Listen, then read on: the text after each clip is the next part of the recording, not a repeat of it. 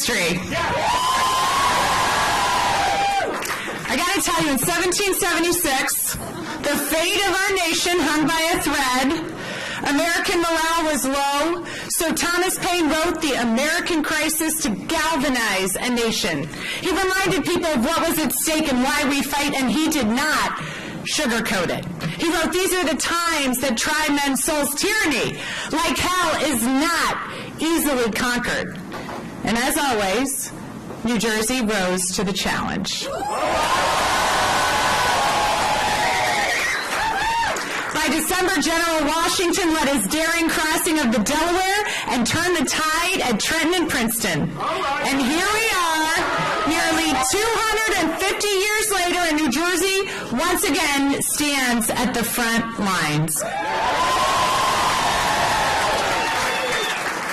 We are in an American crisis, but not in a war for independence, in a fight for our future. The fight for justice, for liberty, for opportunity, and for prosperity. And once again, it is New Jersey's responsibility to lead this great nation.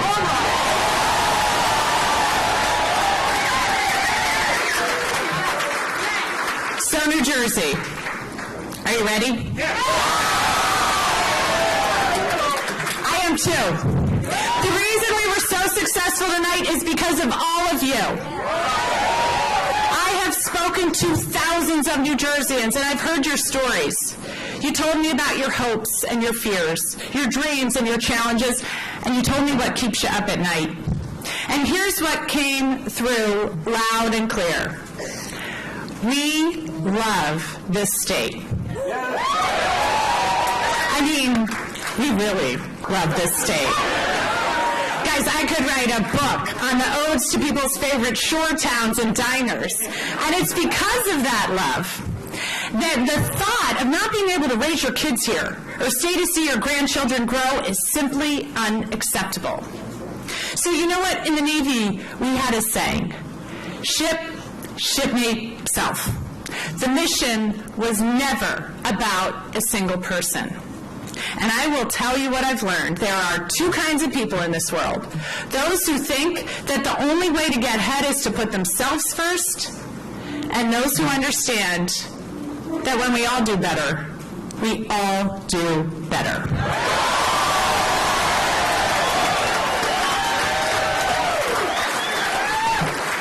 Those people mentor others. They create opportunity. And I learned in the Navy that true leaders are servant leaders. It's as much about serving others as leading them.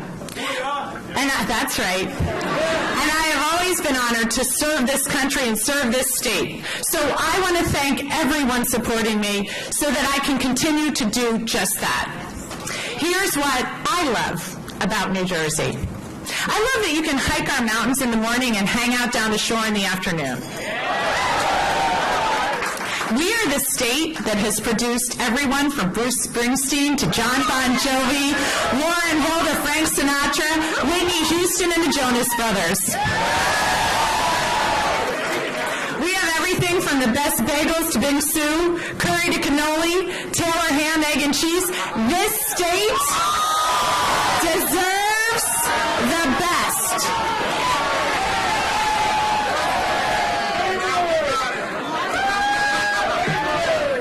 A state like this is not going to be led by a Trump lackey like Jack Sherrill.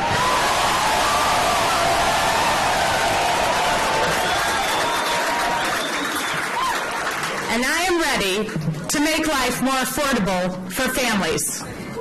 Jack has raised taxes at every level of government. He raised taxes as a council member. He raised taxes as a commissioner. And you guessed it, your taxes went up when he was an assembly member. I am going to protect your kids online and create a better future for them. Jack sold our kids out to powerful pharma companies peddling opioids. I fought for Superstorm Sandy relief and helped bring home millions for hard-hit New Jersey families. Jack voted against relief for Sandy victims 3 times, screwing thousands of homeowners at one of the worst moments of their lives. So listen, I'm going to protect our rights, including the right to an abortion. Jack has pledged to implement an abortion ban and to defund Planned Parenthood. I am ready to shake up the status quo.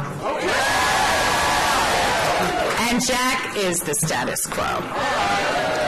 He's not changed, he's a rerun. He's a ghost of elections past. And I have fought for new opportunities my entire life. From my first oath to the Constitution as a teenager at the United States Naval Academy to this moment.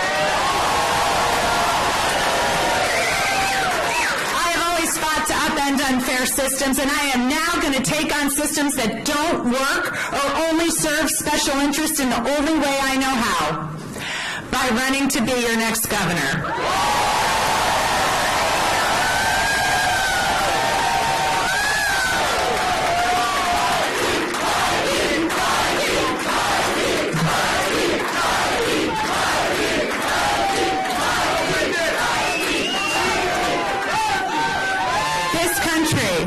Is too beautiful to be beholden to the cruelty and self-interest that Jack and Trump are trying to hoist on her.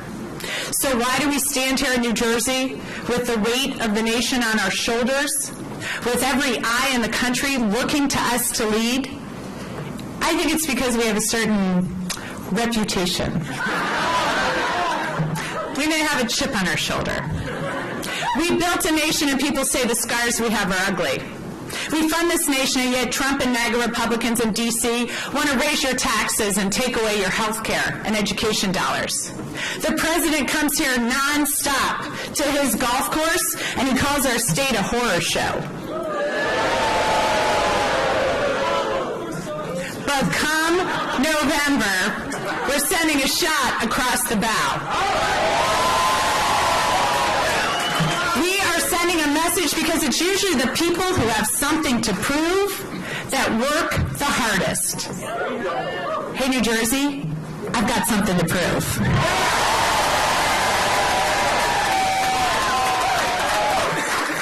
Tonight I pledge to you, we're going to build something worthy of our state and worthy of our kids.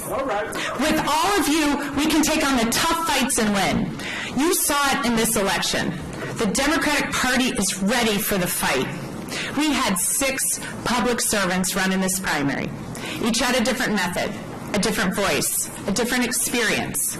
But we all shared one vision, a New Jersey that works for everyone. Not just the privileged, not just the insiders, not just those who look like us or pray like us or love like us. A New Jersey for everyone.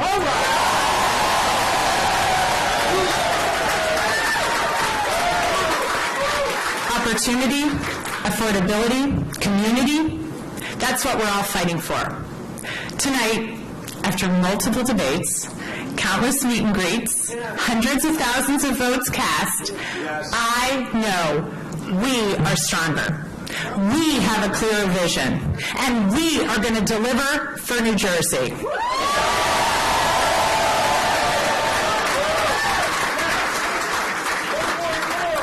I said from the very first day of this race that this would be a campaign that we all build together. That I would listen to voters first and foremost, because we all have a place and a say in our future. There are a number of groups that I'd like to recognize who were with me from the very beginning. I'm never going to forget your support. So to the hardworking men and women of labor, the laborers in the FMBA,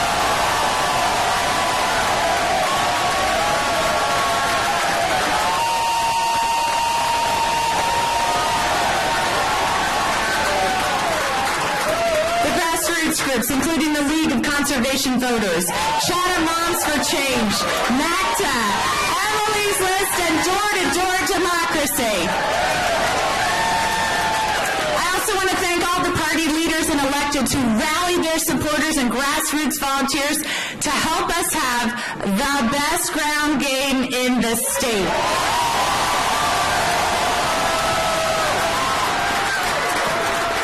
And I'd like to thank my team.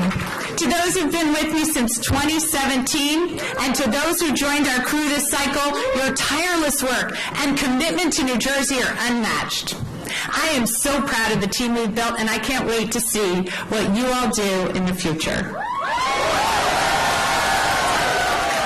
Both New Jersey and I are so lucky to have you in this fight, because New Jersey is going to be the place where families want to live, where businesses want to grow, and where children deserve every opportunity.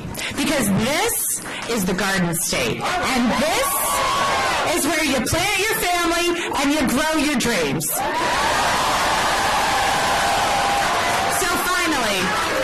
I'd like to thank my family, especially everyone here, Jason, Maggie, Lincoln, Ike, and Merritt, Mary, Ellen, Kathleen, and Gary. I could not do this without you, and I love you all so much.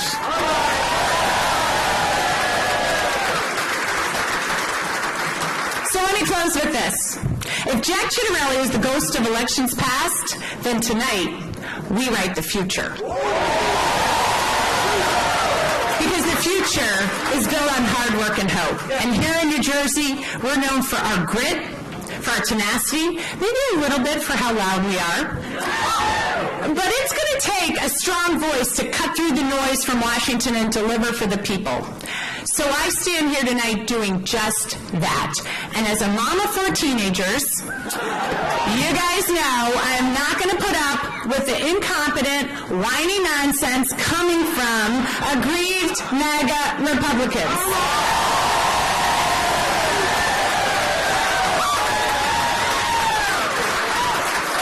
So I am so honored to be in this fight, and I'm so ready for the challenge. And you know what? You probably can't do better than to quote George Washington in this moment. Fix the bayonets. I'm resolved to take Trenton.